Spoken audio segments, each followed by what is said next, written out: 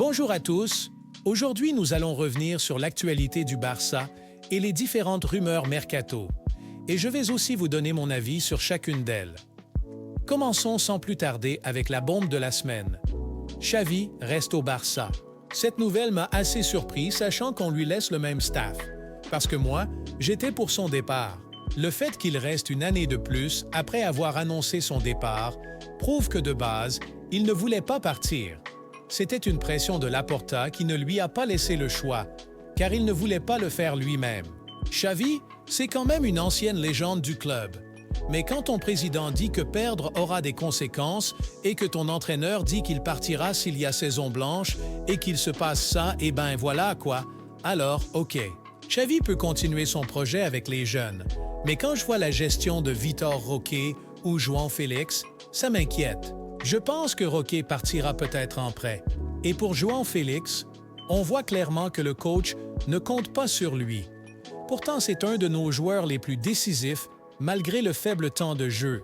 Un autre point qui m'inquiète est que si Xavi reste, c'est que Roberto va prolonger.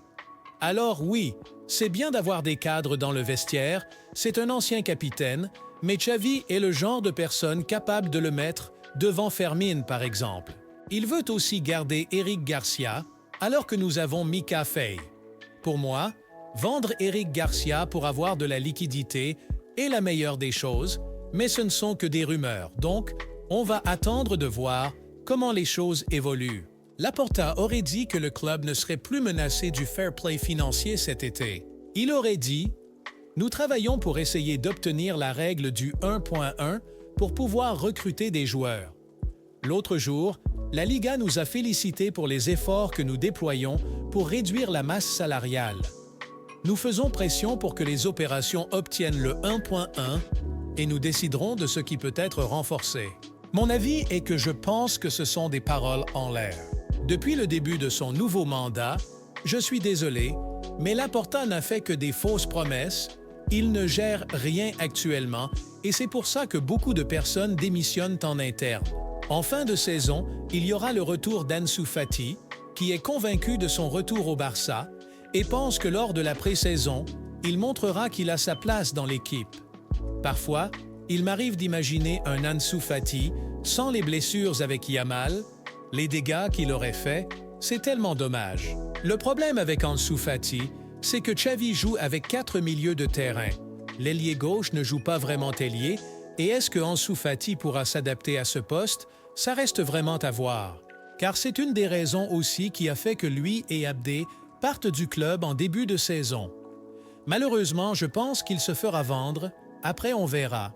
Pour l'actualité transfert, le club cherche à se renforcer avec un top 16.